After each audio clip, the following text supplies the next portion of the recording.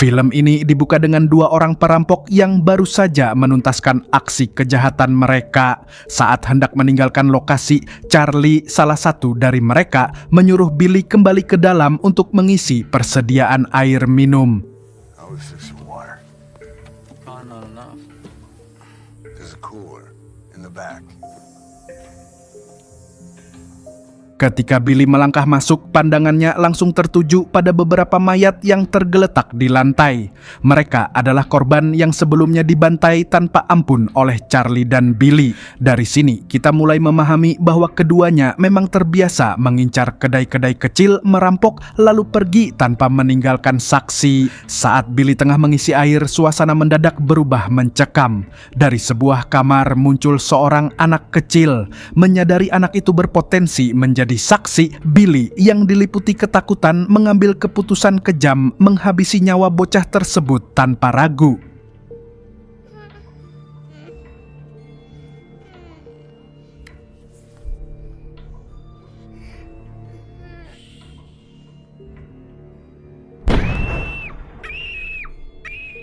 Cerita kemudian beralih memperkenalkan Tom, pemilik sebuah coffee shop sederhana. Tom tidak bekerja sendirian, ia dibantu oleh dua orang kepercayaannya, Jones dan Charlotte. Kedai kopi yang mereka kelola tampak ramai oleh pengunjung. Bukan hanya karena kualitas kopinya yang terkenal enak, tetapi juga karena sikap Tom yang selalu ramah dan hangat kepada siapapun yang datang. Hey, Tom. Come on, Pat. Hey, Mick and me, we're talking about some of the girls we went with. So what happened? You broke up with her, right? No, I married her. Sementara itu, di tempat lain, putra Tom yang bernama Jack tengah mengikuti pertandingan baseball bersama teman-teman sekolahnya. Pertandingan berlangsung sengit dan tim Jack nyaris menelan kekalahan. Namun di menit-menit akhir, Jack berhasil membalikkan keadaan, memastikan kemenangan bagi timnya.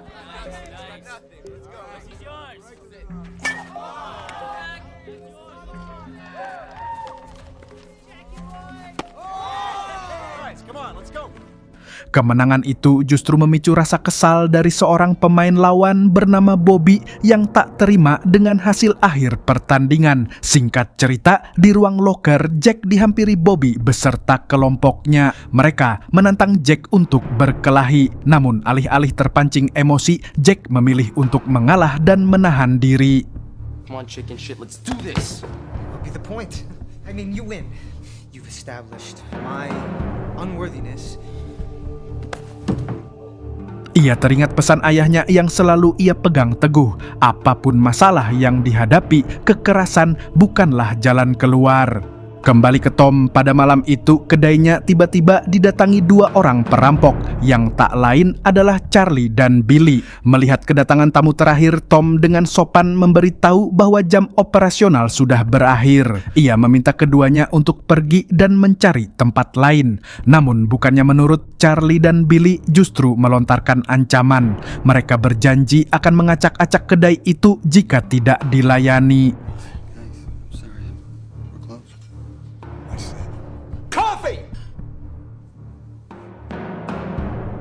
Tak ingin memperpanjang masalah, Tom akhirnya memilih mengalah dan menerima pesanan mereka. Keputusan itu ia ambil semata-mata agar para pelanggan lain yang masih berada di dalam tidak merasa terganggu. Sebelum melayani, Tom lebih dulu menyuruh Jones dan Charlotte untuk pulang dan beristirahat, seolah ingin menutup malam itu tanpa keributan. Namun saat Charlotte hendak keluar dari kafe, Billy tiba-tiba menghadangnya dan bersikap kasar. You can go home now, Charlotte.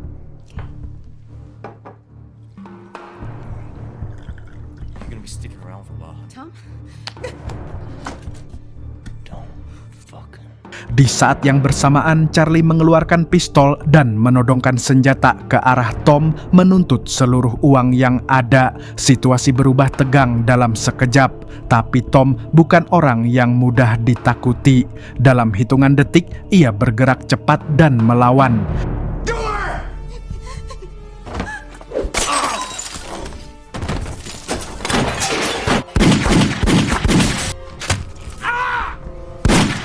Pertarungan pun tak terhindarkan hingga akhirnya kedua perampok itu berhasil dilumpuhkan. Semua orang yang menyaksikan kejadian tersebut terperangah, tak ada yang menyangka bahwa Tom ternyata begitu lihai dalam bertarung sekaligus menggunakan senjata.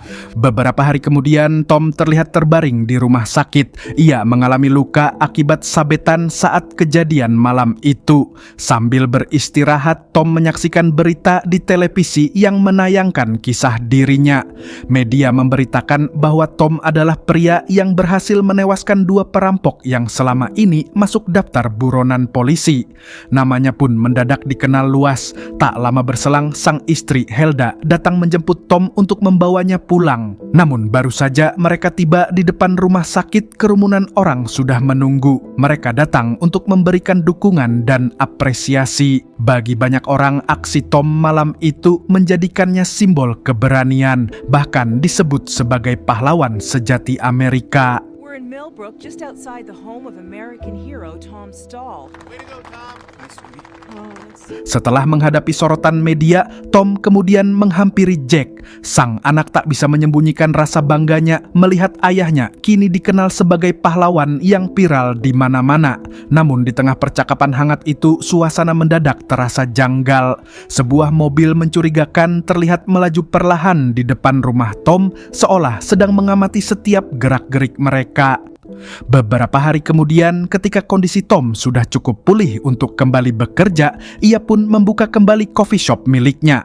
Baru saja tiba, kedai itu langsung dipadati pengunjung. Tak butuh waktu lama, suasana pun berubah riuh. Orang-orang datang silih berganti, tak diragukan lagi terdorong oleh keviralan Tom akibat insiden sebelumnya. Bahkan karena kewalahan melayani pelanggan, Helda yang sehari-hari bekerja di bank terpaksa mengambil cuti demi membantu di balik meja kafe. Hey, honey. Hi, baby. How are you? Oh, I'm alright. Di tengah ramainya pengunjung, suasana mendadak berubah ketika tiga pria misterius datang menghampiri Tom. Tanpa basa-basi, mereka memanggilnya dengan nama Joy Cusack. Mendengar nama itu, Tom langsung kebingungan. Ia dengan tegas menyangkal bersikeras bahwa namanya bukan Joy Cusack. Karena Tom terus menolak dan tak memberi celah, ketiga pria tersebut akhirnya memilih pergi begitu saja. Sorry, do you think we know each other? You tell me. My name is Tom. It's Joey Cusack. Excuse me, gentlemen. If you're not going to order anything, my husband and I would appreciate it if you would be on your way. Now. Tak menunggu lama setelah mereka pergi, Helda dengan sigap menghubungi pihak kepolisian. Ia melaporkan kedatangan orang-orang mencurigakan itu dan memberikan petunjuk berupa nomor plat mobil yang mereka gunakan. Tak berselang lama, polisi berhasil melacak kendaraan tersebut dan memaksa pengendaranya berhenti. Dalam pemeriksaan, polisi mencoba menggali alasan mengapa mereka mendatangi Tom. Is there some problem I should know about? What business did you have at Stahl's Diner today? We heard the coffee was terrific. Don't let me see you around again. Menjelang sore hari, seorang polisi bernama Frank yang sebelumnya menghentikan mobil para pria misterius itu datang menemui keluarga Tom. Frank kemudian mengungkapkan fakta mengejutkan. Ketiga pria tadi merupakan bagian dari komplotan mafia asal Philadelphia yang dipimpin oleh seorang pria bernama Fogarty. Berdasarkan catatan kepolisian, kelompok ini dikenal sangat kejam dan telah terlibat dalam sedikitnya 50 kasus pembunuhan. Karena itu, Frank pun menanyakan kepada Tom apakah ia pernah memiliki urusan atau konflik dengan kelompok tersebut. Pertanyaan itu membuat Tom semakin gelisah. Spent 15 years in prison on several counts of assault. He's suspected in half a dozen murders, more disappearances. Tom, look, I have to ask you a question. Are you in some kind of witness protection plan? Sam. I'd just like to hear Tom say that. No, I'm not in a witness program. Keesokan paginya, Tom memutuskan untuk meliburkan kafenya sementara waktu. Ia merasa perlu menenangkan diri dan memikirkan semuanya dengan kepala dingin. Namun saat ia termenung, pikirannya mendadak teralihkan oleh sebuah mobil yang melaju sangat pelan di depan rumah. persis seperti mobil yang ia lihat pada malam kepulangannya dari rumah sakit. Seketika, firasat buruk menyelimuti benaknya. Tom pun mulai berpikir bahwa Fogarty mungkin sedang mengincarnya dan lebih buruk lagi, berniat menghabisi seluruh keluarganya. Dengan sigap, Tom segera menghubungi istrinya dan memintanya menyiapkan senjata yang selama ini ia sembunyikan. Senjata yang ia simpan khusus untuk berjaga-jaga jika Fogarty benar-benar datang ke rumah.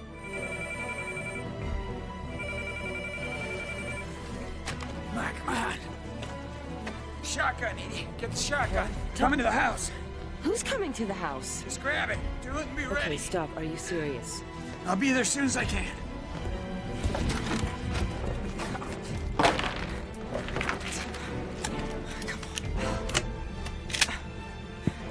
Usai menutup panggilan, Tom langsung berlari sekuat tenaga, meski rasa nyeri di kakinya kembali terasa akibat luka lama yang belum sepenuhnya pulih. Singkat cerita, saat Tom tiba di rumah, ketakutan terbesarnya ternyata tidak terjadi.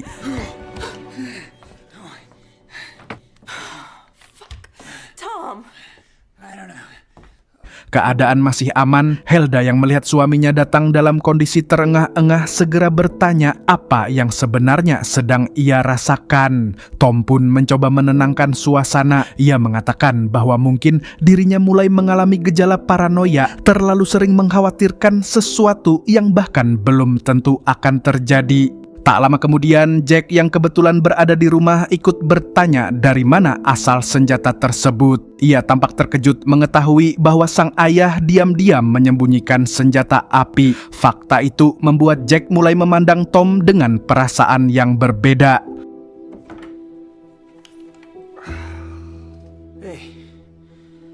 Careful, it's loaded.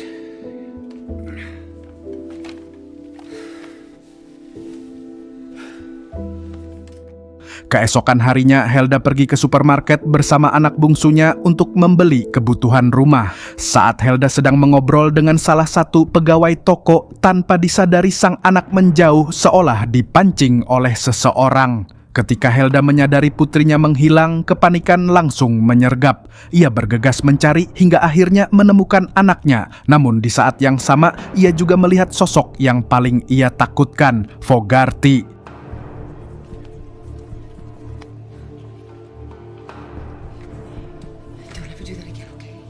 Melihat Helda yang tampak panik, Fogarty berusaha menenangkan. Ia mengatakan bahwa dirinya tidak berniat menyakiti anak Helda. Kedatangannya hanya untuk menyampaikan satu hal penting, bahwa Tom bukanlah pria polos dan lemah seperti yang selama ini ia perlihatkan. Fogarty kemudian mengungkap kebenaran yang mengejutkan. Tanpa sepengetahuan Helda, Tom sebenarnya adalah seorang pembunuh kejam yang pernah melarikan diri karena suatu masalah besar.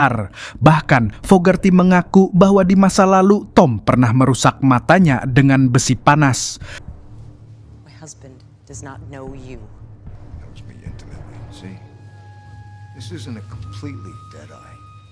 Problem is, the only thing I can see with it is Joey Cusack. Mendengar pengakuan itu, Helda tidak langsung mempercayainya. Ia memilih mengabaikan ucapan Fogarty dan segera membawa anaknya pulang meski benaknya kini dipenuhi kegelisahan. Di sisi lain, Jack yang baru saja pulang sekolah kembali dihadang oleh Bobby dan komplotannya.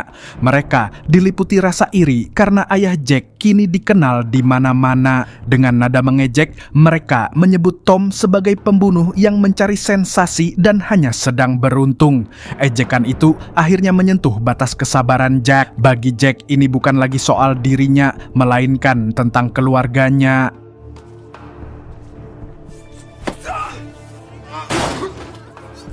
Fucker! Get over there! Son of a... Now, you motherfucker! Akibat insiden tersebut, Jack pulang dengan masalah baru. Tom langsung memarahinya karena ia telah melanggar pesan yang selama ini selalu ia tekankan untuk tidak menyelesaikan masalah dengan kekerasan. Keadaan semakin buruk ketika pihak sekolah menjatuhkan hukuman skorsing selama 1 minggu. Mendengar semua omelan ayahnya, Jack tak kuasa menahan kesal. Menurutnya, Tom pun melakukan hal yang sama ketika para perampok mendatangi kafe mereka tempo hari. Whatever, Dad. Listen, smart mouth. This family, we shoot them. Jack. Pada sore harinya, ketika Helda telah kembali ke rumah, ia langsung menceritakan kepada Tom bahwa dirinya sempat bertemu dengan Fogarty. Helda menjelaskan bagaimana pria itu mengungkap banyak kisah kelam tentang masa lalu Joey Cusack, tentang tindakan-tindakan kejam yang pernah ia lakukan. Dengan wajah serius, Helda akhirnya memberanikan diri bertanya apakah Tom memang memiliki identitas lain sebelum menikah dengannya. Mendengar pertanyaan itu, Tom hanya menjawab singkat. Ia meminta Helda untuk tidak terlalu mempercayai ucapan Fogarty, mengklaim bahwa dirinya sama sekali tidak mengenal pria tersebut secara pribadi. Namun jawaban itu justru meninggalkan kegelisahan di hati Helda. Tak lama berselang, Fogarty datang langsung ke rumah Tom bersama beberapa anak buahnya. Tanpa basa-basi, mereka meminta Tom ikut ke Philadelphia karena ada seseorang yang ingin menemuinya. Sebagai tekanan, Fogarty mengungkap bahwa Jack telah mereka tahan setelah sebelumnya kabur dari rumah. Demi keselamatan anaknya,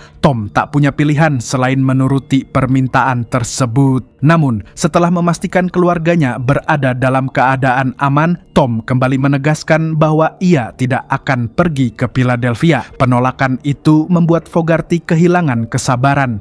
Ia pun memerintahkan 2 pengawalnya untuk menghabisi Tom di tempat. Now, come on, Joey, get in the car.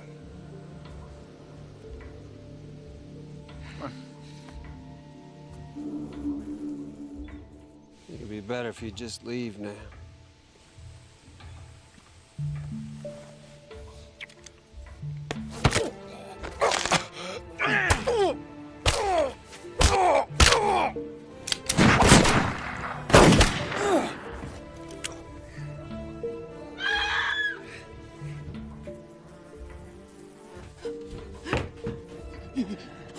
Tom sempat terluka parah. Di tengah kondisi itu, ia justru melontarkan kalimat dingin bahwa seharusnya ia telah menghabisi Fogarty sejak lama. Mendengar ucapan tersebut, dendam lama Fogarty terhadap Joey Cusack kembali menyala. Ia berniat mengakhiri hidup Tom saat itu juga. Namun, keadaan berbalik ketika Jack tiba-tiba muncul dan menembakkan senjata milik ayahnya. Joey, you should have killed him back in Philly.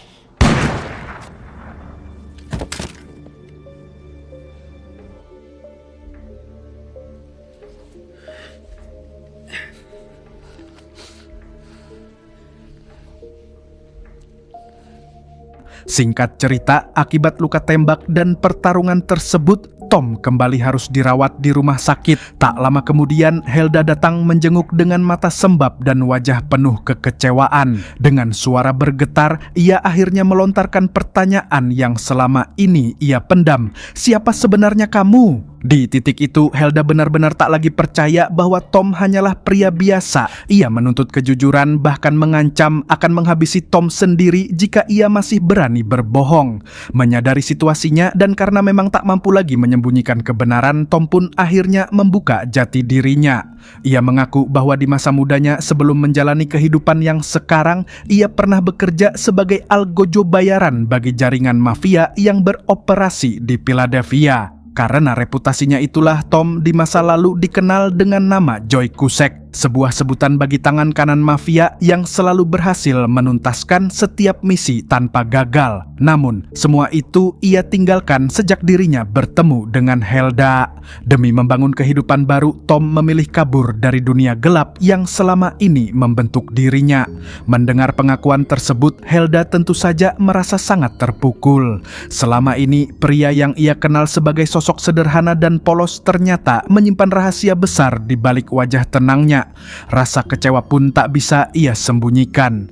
After all this, I wasn't really born again until I met you.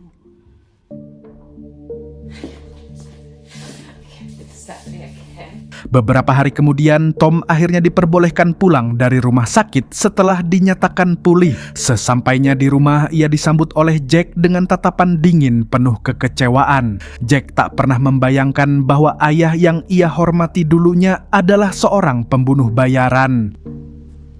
Jack. Menjelang siang, Frank datang menemui keluarga Tom. Ia mengungkapkan bahwa di luar sana mulai beredar isu kuat yang menyebut Tom sebagai Joey Cusack, algojo legendaris milik mafia. Awalnya, Tom nyaris mengakui kebenaran itu. Namun sebelum ia sempat berbicara lebih jauh, Helda tiba-tiba memotong pembicaraan. Dengan tegas, ia menyatakan bahwa suaminya bukanlah Joey Cusack. Helda bahkan memohon kepada Frank agar tidak memperkeruh keadaan. Ia mengatakan bahwa keluarganya sedang berada di titik terendah dan tak sanggup menghadapi masalah baru. Dari sikap Helda itu, kita tahu bahwa ia telah memaafkan Tom dan memilih menerima masa lalu suaminya, sekelam apapun itu.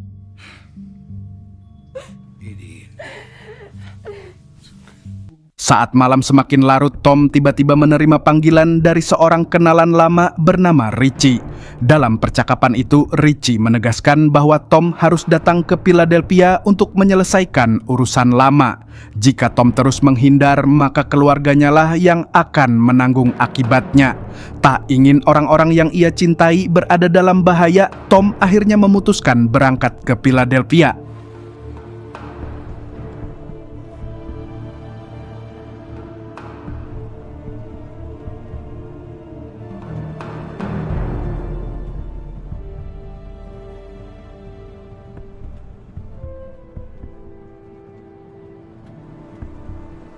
Setelah menempuh perjalanan panjang seharian penuh, Tom tiba di sebuah bar untuk menemui anak buah Richie bernama Ruben.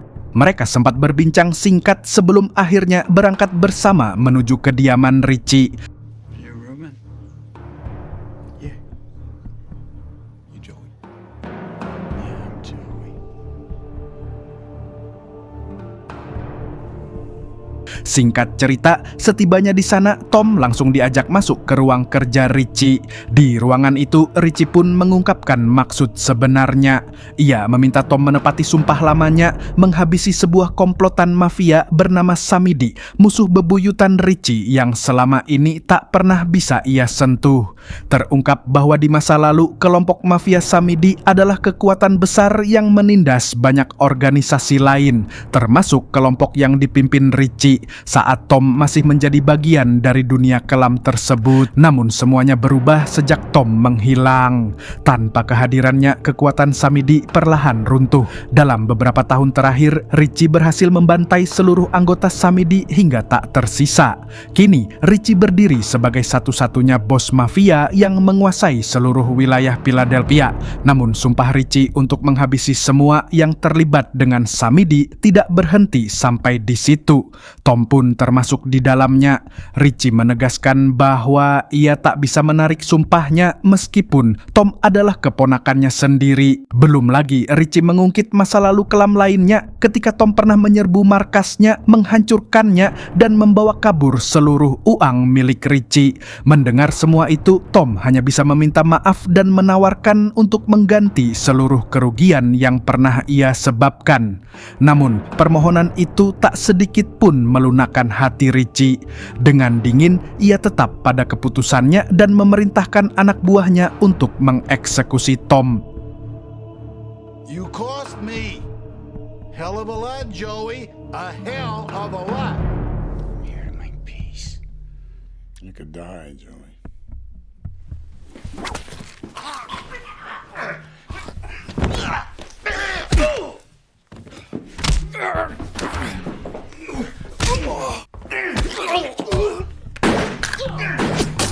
Tom berhasil keluar dari ruangan tersebut, tetapi pertarungan tak terhindarkan.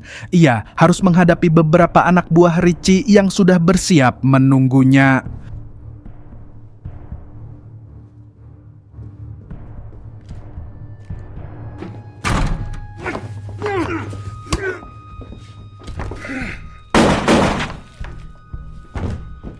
Setelah melewati baku tembak sengit, Tom akhirnya berhasil menodongkan pistol ke arah Richie. Di hadapan maut, Richie mendadak ketakutan dan memohon agar mereka berdamai saja. Namun Tom, yang telah kehilangan kepercayaan, memilih mengakhiri semuanya. Ia pun mengeksekusi Richie tanpa ragu.